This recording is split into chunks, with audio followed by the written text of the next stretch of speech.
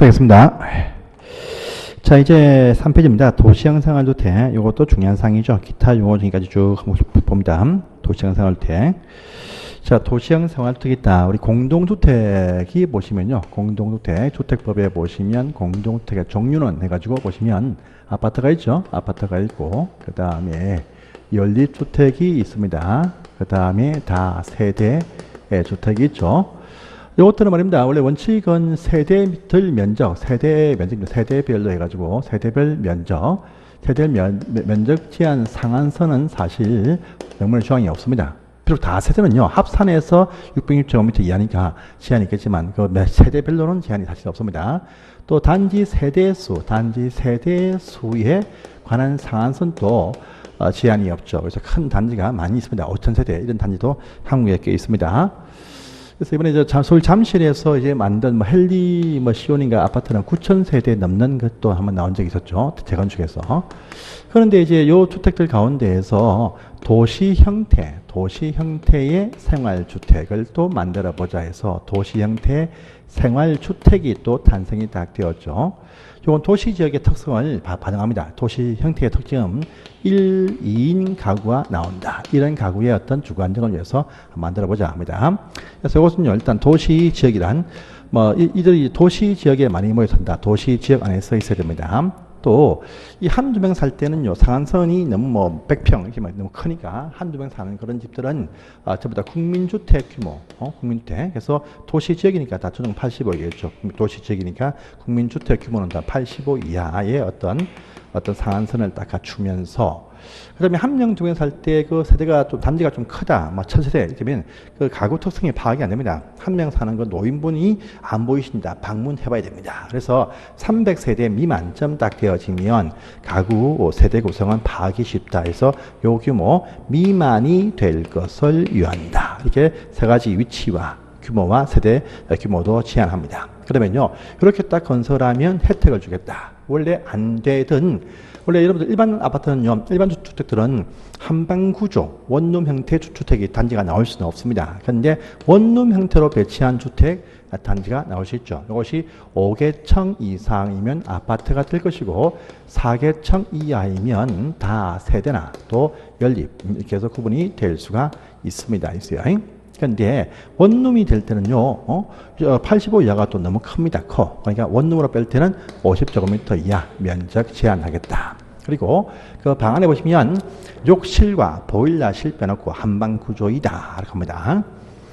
자, 그런데 요 면적이 혹시나 50 이하인데 30제곱미터 이상이 되어지면 공간을 두 개로 구분할 수 있게는 해주겠다. 이렇게 나옵니다. 나오면서 이것들 반지하층을 포함한 지하층에는 배치하지 말자. 이렇게 합니다. 그리고 이제 또 단지 형태의 다세대 주택과 단지 형태의 연립주택도 건설하게 해준다. 단지 형태. 보통 이 경우도 단지 형태입니다. 단지 형태. 그런데 이 상한선이라든지 면적에서 또 큰 차이 나죠. 그래서 규모 작은 어떤 평수로 또 300세대 안 되게 단지형 다시 연립을 주면 또 특혜 혜택을 줍니다. 주택수는 평수가 원래 이쪽은 다 4개층까지 이하이다. 상한선이 제한됩니다. 그런데 이 조건을 갖춰서 등장하는 단지형 다세대 연립은요, 주택을 5개층까지 해서 한 층을 더 줄 수도 있다. 단 구조안전심사를 위해서 건축법에 있는 건축 전문가들 모여있는 건축위원회 심의는 받아보자라고 하는 또 절차가 있습니다. 이게 갖추면 이제 5개층까지 한 층을 더 줄 수 있습니다. 여기까지는 큰 문제가 없이 다 정리를 해야 됩니다. 근데 복합 건축 제한 보죠. 이것이 좀 어렵습니다. 여러분들, 우리가 도시형 생활을 지으면요, 이 도시형 생활주택하고 기타 일반 주택은 원래 한 건물에 복합으로 배치하지 못한다.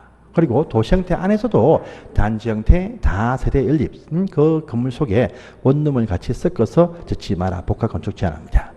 그런데 여기 원룸일 때만 또 예외 특혜를 준다라고 합니다. 어떻게 보냐, 첫 번째입니다. 보시면 일단은 해당 지역이 이 건물이 아주 많이 있는 상업 지역 또는요 주거지입니다. 이런 장소에서는 건물이 참 많고 유동인구가 많고 한 명 두 명 사는 애들이 참 많이 모여 삽니다. 젊은 애들이. 그러니까 이런 건물이죠. 이런 건물들은요, 딱 건물 딱 지을 때 건물을 딱 건축을 딱 하면서 뭐 상가 밑에 저층에는 뭐 커피숍을 포함해서 상가를 등을 배치해요. 상가를 딱 배치하고 또 그 속에 보시면 이제 도시형 생활주택의 원룸 형태를 지어서 분양하는 아파트 등이 또 많이 있습니다.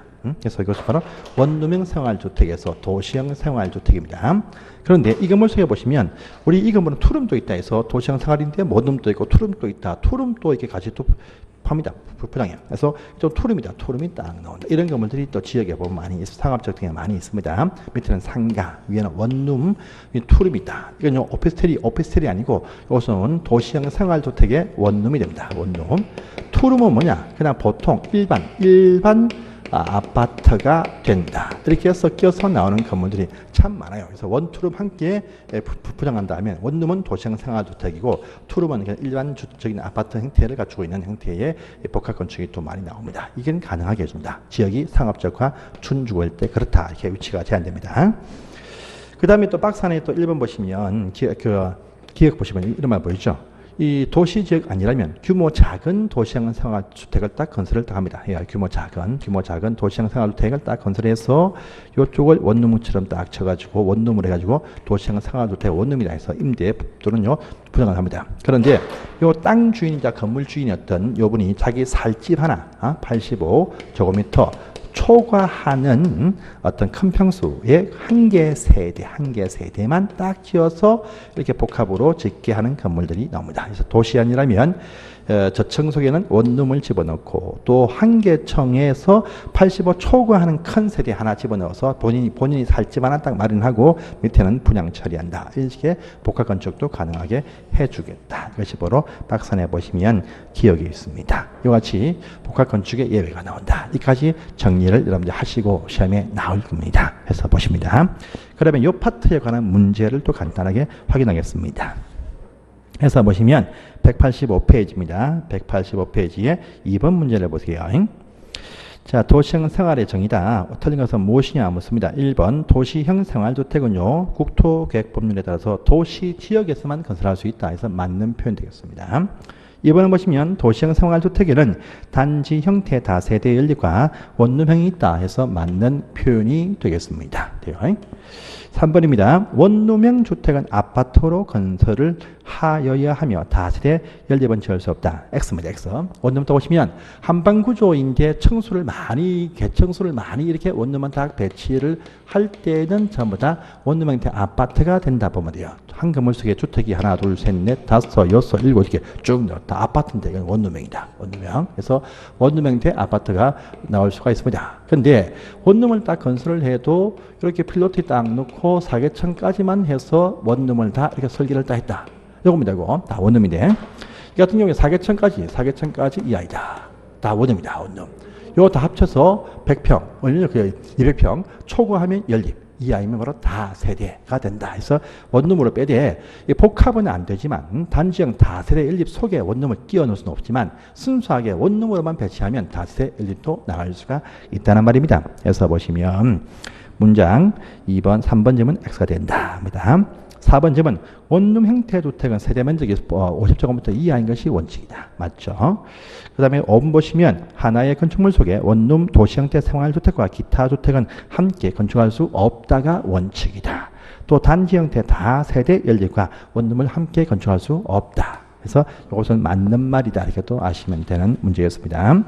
자, 또 다음 페이지에 3번 문제를 더 봅니다. 186페이지입니다. 도시형 생활주택 설명이다. 옳지 않은 것은 무엇이냐? 하나의 건물 속에는 도시 형태 생활주택과 기타 기밖의 주택을 함께 건축할 수가 없다.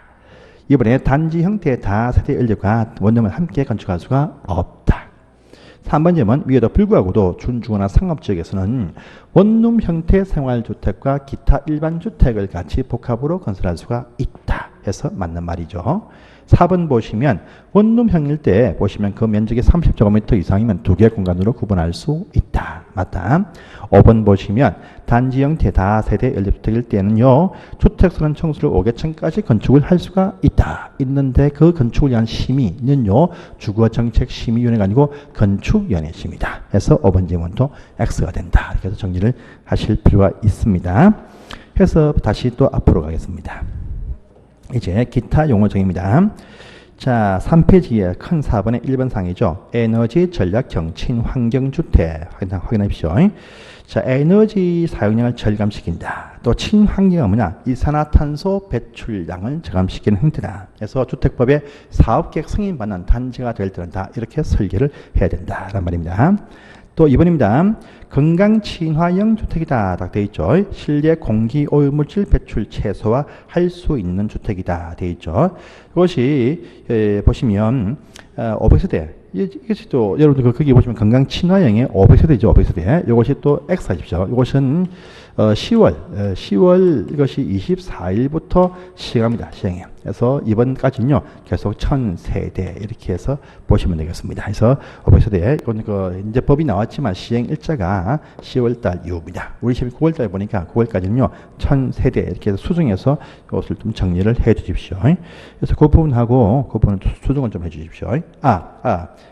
여러분 미안합니다. 이 부분 맞습니다. 미안합니다. 제가 이 부분 맞고 이 부분 맞고요. 맞고 요건 5%다 맞습니다. 5%다 맞다. 제가 잠 차고 있습니다. 오른쪽에 보시면 날개편에 보시면 주택 성능 등급이죠. 주택 성능 등급. 이것이 지금 500돼 있죠. 이것을 바꿔서 1000 바꿉니다. 그래서 주택 성능 등급의 인증 기준이 500으로 강화되는데 지금은 현재 1000입니다. 1000인데 이것이 10월 달부터 이제 이것이 500으로 강화된다. 그래서 이거 건강친환경 500에 놔두고요. 놔두고 세대수 비교편에 보시면 오른편에 주택 동그라미 0, 9번 밑에 0에서 주택 성능 등급 여기시 바로 지금 500으로 강화되는 것이 10월 달부터다. 그래서 1000세대 이렇게 좀 바꿔주십시오. 건강친환경은 500세대 맞습니다. 중에서. 자, 보시고 3번 상입니다. 주거주택면적. 주거주택면적 저번 시간에 했습니다. 그래서 우리 공동주택은 세대의 외벽의 내부 선으로 산정한다. 이 문장 중요하니까 확인을 좀 해주세요. 자, 또 다음 장을 넘어갑니다. 여러분들 4페이지에 동그라미 3번 제일제 보이죠? 이것도 알아주십시오.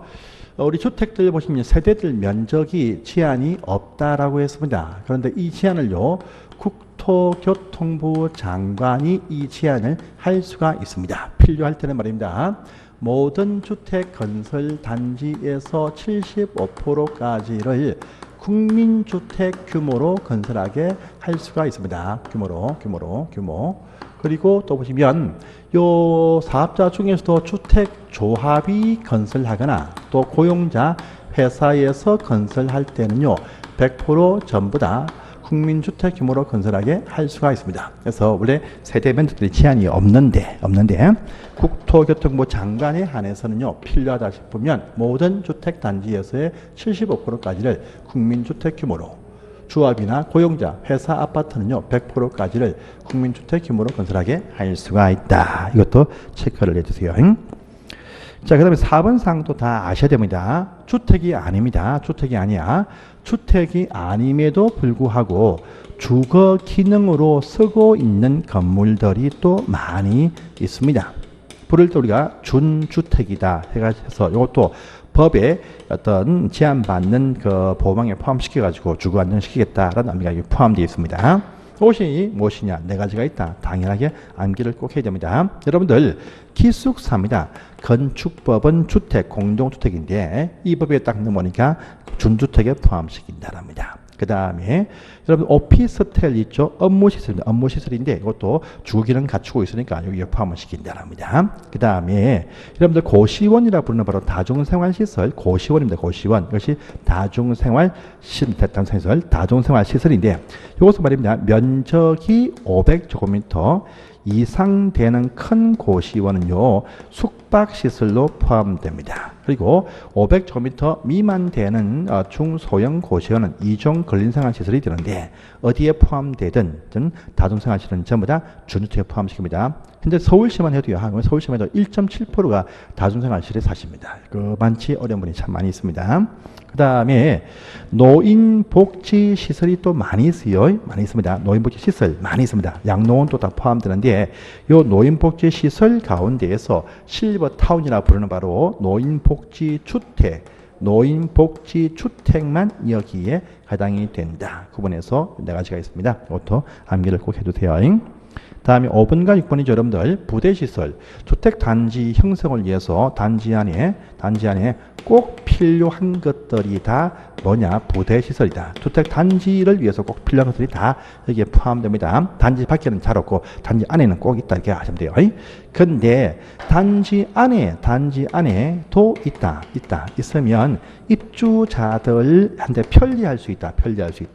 근데 단지 밖에 가보면 훨씬 더 거대한 것이 훨씬 더 많이 있습니다.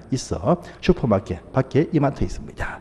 놀이터 밖에 하면요 큰 놀이터 있겠죠. 또 어딥니까 단지 안에 어원들 밖에 하면 큰 병원도 있습니다. 자 보면 단지 안에 있으면 편리하지만 밖에 훨씬 더 많더라. 이것이 바로 뭐냐? 복리시설 이렇게 보시면 됩니다. 복리시설 이렇게 해서 딱 정리하시고요.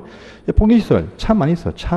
입주자 편리에 도움될 수 있으면 참 많이 있습니다. 1종 근린생활시설, 2종 근린생활시설 다 보시면요 입주자 편리해서 복리가 될 수 있습니다. 그런데요.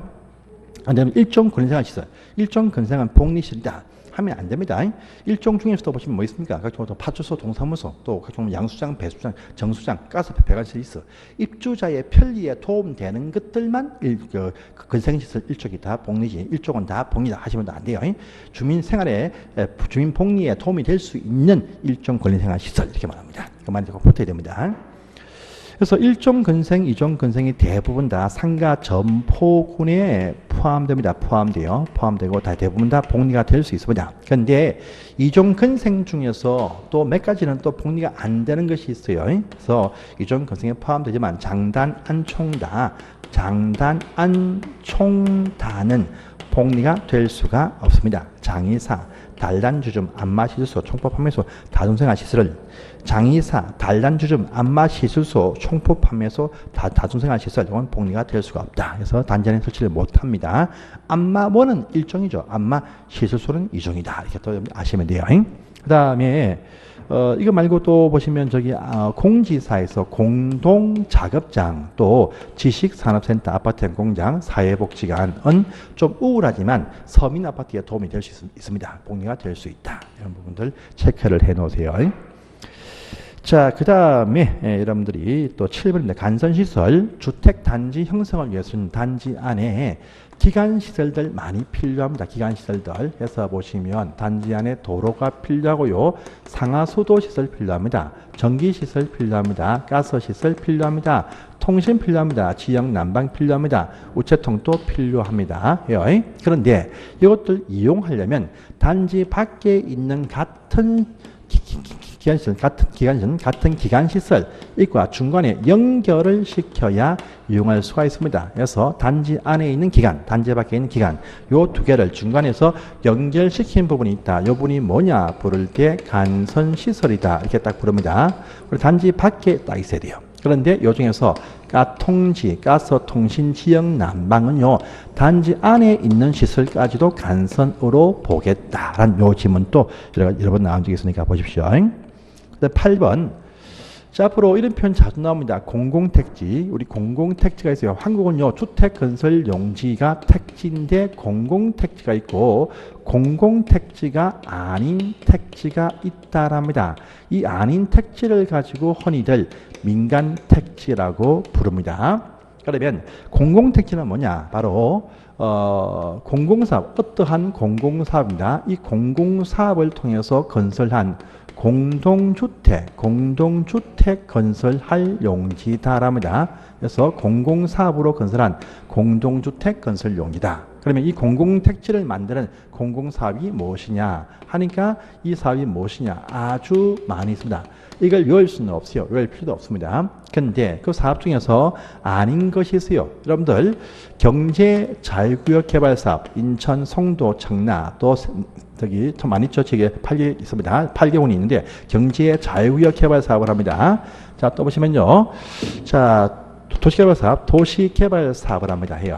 경제자유구역 또는요 도시개발 사업을 하는데 이 사업 시행 방식이 보시면 해당 그 토지를 매수해서 또 안 팔면 뺏어서 하는 바로 수용 사업이고요.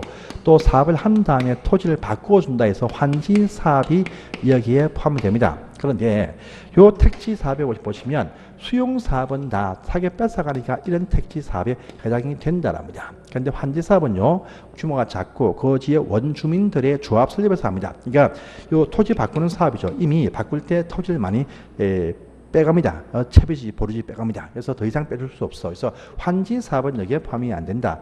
수용 사업만 하는 구역에서만 여기에 포함되지 환지 사업은 공공택지 만드는 사업이 아니다. 이것을 구분을 해서 보셔야 됩니다. 그래서 그 말이 거기에 밑에 나와 있습니다. 자, 보시고요. 그럼 9번입니다. 9번 또 시험에 근간에 자주 나오죠. 자, 9번 보시면 이런 말입니다. 9번은요. 여러분 혹시나 그 옆에 날개 붙은 부분들은요 여기 조금 어려운 부분 파트고 또 비교 테마 파트 뒤에 가면 나옵니다. 그래서 이 파트는 제가 지금 설명하지 않고 공부가 좀 몇 번 보시면 금방 쉽게 학습에 도움이 됩니다. 자, 주택단지가 무엇이냐? 주택단지라는 것은요 하나의 주택건설 사업입니다. 한 개의 주택 건설 사업을 통해서 각종 어떤 조성을 막 합니다. 해요. 그래서 한 개 단지로 계획을 딱 세워서 그 사업을 했습니다. 했어요. 그런데 주택이 이렇게 막 형성이 쭉 되어서 올라갑니다. 아마 올라갈 것인데. 그런데 사업계획 승인받는 과정에서 또 사업계획 자체에서 보니까 이 단지가 좀 크다 보니까 단지 안을 관통하는 도로입니다. 고속도로, 철도가 관통한다. 물론이고요. 보시면 일반 도로입니다. 일반적인 차도, 일반 도로 4차선입니다. 일반 도로가 4차선 나오려면요. 폭이 20m가 필요합니다. 20m, 2m 넓어야 필요하다. 또요, 도시계획 기준으로 도시계획 예정도로가 또 있다. 이것이 폭이 8m 이상입니다. 그래서 일반 도로 넓이가 20m 이상, 도시계획도로 넓이가 8m 이상이 단지를 통과하면 단지가 싫든 좋든 1단지, 2단지, 3단지, 4단지 구분된다. 란 말입니다. 그래서 단지 구분 시설에서요, 2번, 3번에 있는 요것도 시험에 여러 번 나왔습니다. 확인하십시오. 자, 10번은 또 뭐냐? 10번은 공구죠, 공구. 역시 큰 사업입니다. 단지가 꽤 커요. 그래서 이 단지가 600세대 이상 되는 규모의 큰 사업을 한다랍니다. 그런데 한 번에 요 주택 단지를요 부장을 딱 했다 했을 때 미부장이 또 될 수가 있어. 이런 위험을 막기 위해서요. 한 번에 동시에 하지 않습니다. 일단 요 전체 한 개 사업으로 주택 건설 사업 계획 승인은 딱 받습니다. 받지만요. 착수, 착공 신고, 착수하고 입주할 때 받는 검사, 사용 검사, 입주할 때 받는 검사가 사용 검사인데 요것만 순차적으로 구분해서 하겠다. 이거만 순차적으로 순서를 좀 나누어서 구분해서 하겠다랍니다. 이럴 때 보시면 쪼개입니다. 쪼개. 이쪽이 뭐냐? 109. 이쪽이 무엇이냐? 209. 이렇게 공구별로 전체가 한 개의 사업으로 승인은 받았지만 여기 착공신고란 말 속에는요. 착수 또 분양도 포함되어 있습니다. 사용검사란 말 속에는 입주가 포함되어 있어요. 이쪽만 먼저 분양 쳐보고 또 공사하고 또 입주하겠다. 이렇게 순차적 사업을 위해서 공구별 분할 승인도 할 수가 있습니다. 이때 한 공구에서는 최소한 300세대 이상은 건설이 돼야 됩니다. 또 이 공구 사이에 최소한 6m 이상 되는 폭을 가지고 단지 내 정원 또 도로 등으로 구분을 하라. 그런 부분이 있어요. 그래서 300세 이상 나올 때가 되어지면 공구별 최소한 2개 나오려면 300에서 600은 이상 되어야 공구별 분할 승인이 가능하다. 한 이것도 중요합니다. 확인하십시오. 자, 그 다음에 11번을 가보시면 이런 말 보입니다. 리모델링을 하기 위해서 기본 계획을 또 수립을 한다는 말로 합니다.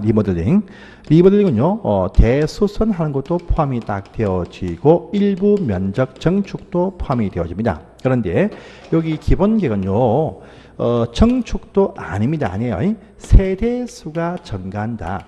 세대수가 증가하는 리모델링을 하게 되면 그쪽에 인구 유입 때문에 도시 과밀화가 돼요. 과밀화. 그래서 과밀화 우려 이걸 대비하기 위해서 세대수가 증가되는 리모델링에 대비하기 위해 이게 바로 대수선 청축도 아니고 그 중에서 세대수가 늘어난다, 증가되는 리모델링 하기 위한 기본계획이다. 이렇게 해서 구분해서 정리를 해 놓으실 필요가 있는 사항입니다. 그래서 이것도 다 보십시오.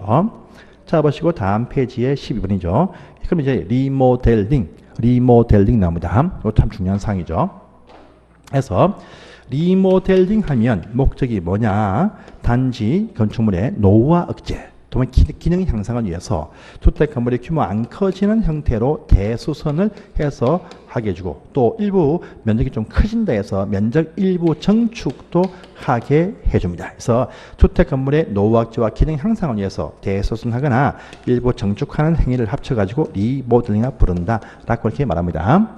그런데요, 이때입니다. 대수는 큰 문제가 없어. 규모 안 커집니다. 정축할 때가 이제 너무 큰 평수가 나오면 안 되겠죠. 그래서 정축은요, 이 종전주택 주거 전용 면적에서 최대 30% 넘지 못한다. 이 제한을 합니다. 그런데 종전 주거 전용 면적 이것이 85제곱미터 미만이 되는 소형 평수일 때는요 40%까지 정축을 하게 해준다라고 합니다. 그러면서 그런데 실제 평수를 크게 해본들 별로 요즘 인기가 별로 없으니까 실제 정축을 할 수 있는 요 규모 범위 안에서 정축을 하지 않고 종전 기존 주택 세대수입니다. 요 세대수를 늘린다. 이것을 증가시켜서 증가한 요 주택들을 외부에 일반 분양하면 그 분양된 가지고 자기들 공사비에 투입하면 작은 비용으로 빚을 바꿀 수 있습니다. 그런데 증가할 때 보시면 기존 주택 세대수의 15%까지밖에 넘지 못한다. 그래서 요 세 가지 프로테지 원칙 30%, 85 미만 40%, 세대수 증가는요 기존 주택 수의 15% 넘을 수 없다. 요 세 가지 수치를 또 기억하십시오. 그러면서 또 하나 더 있죠.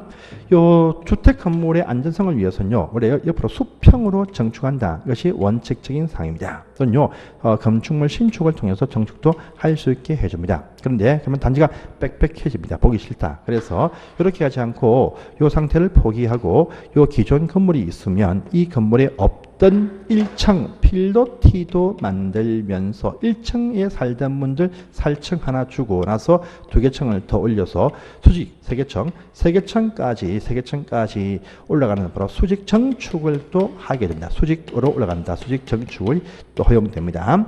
그런데 이때 보시면요, 이 건물 건축 당시, 신축 당시에 구조도란 것이 있을 때 수직 정축을 할 수 있고 또 하나 더 보시면 요 기존 건물이 15층 이상이 되면 3개층까지다. 그런데 요 건물이 14층까지 이하일 때는요, 필로티층 올라가는 부분 포함해가지고 2개층까지밖에 올라가지 못한다라는 요 규모 제한이 또 발생을 합니다. 이런 부분들 시험에 잘 나오니까 확인하십니다. 용어 정의였습니다.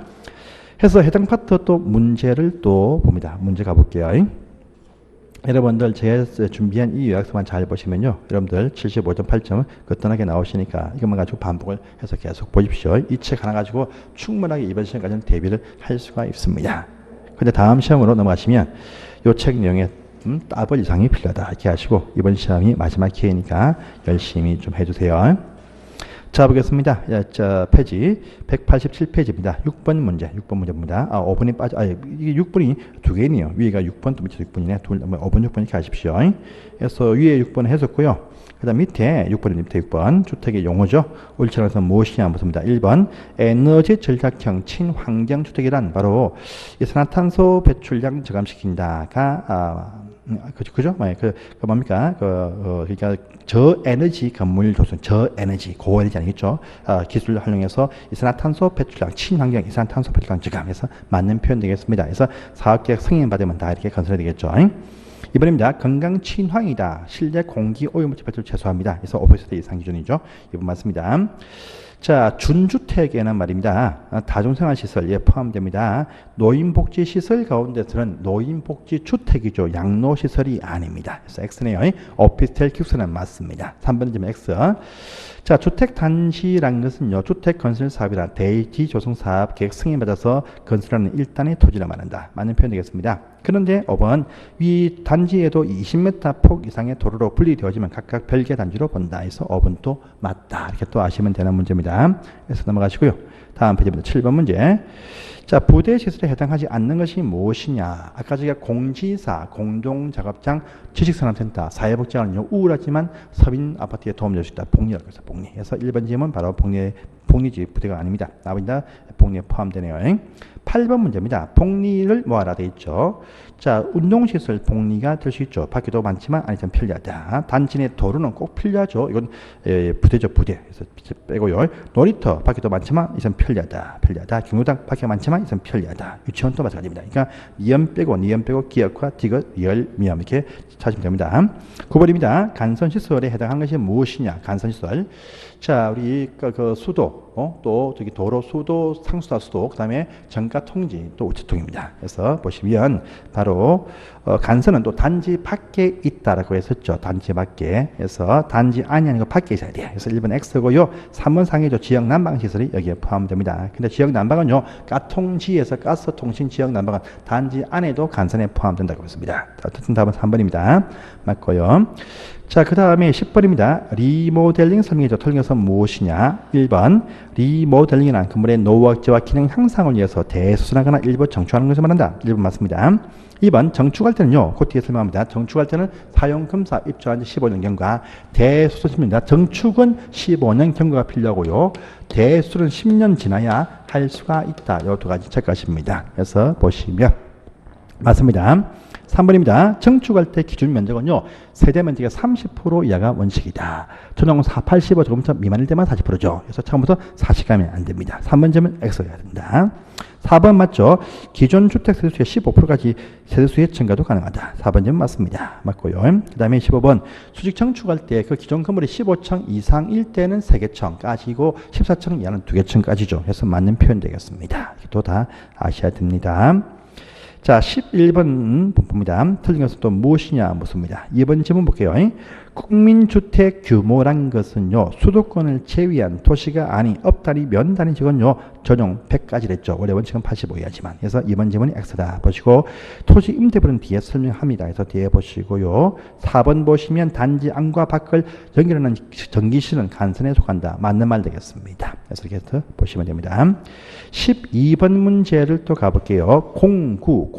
공구하면요, 하나의 단지에서 착공 신고와 사용 검사를 별도로 수행하는 공이다 하죠. 이때 공구 사이에 그 6m 넓이 이상의 단지 내 정원등으로 구분하라. 6m입니다. 그 다음에 또 보시면 한 공구는 최소한 300세대 이상 나와야 된다 했었죠. 그래서 이렇게 해서 6m 300세대 이렇게 딱 보시면 되겠습니다.